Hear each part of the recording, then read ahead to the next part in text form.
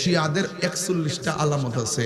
একটা আলামত হলো নিজেকে ইমাম দাবি করা এবং তার কিছু সাঙ্গ পাঙ্গ লইয়া এরা নিজের ইমাম দাবি করব, একমাত্র এই হবে তাদের একমাত্র দিশা, তার ছাড়া কোনো আর কোনো দিশা নাই। তারা সকলকে বাতিল মনে করে, একমাত্র ওই ইমামকে হক মনে করে। এটা শিয়াদের চরিত্র। কথা বলেন ঠিক না বেঠিক?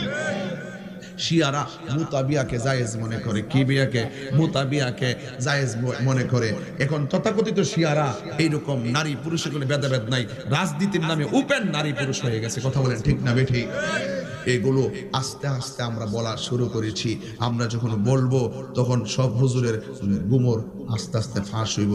আমরা বহুত চুপ করেছিলাম, বহুত দেখে সহ্য করে রয়েছি, এখন আর কোনো সহ্য নাই।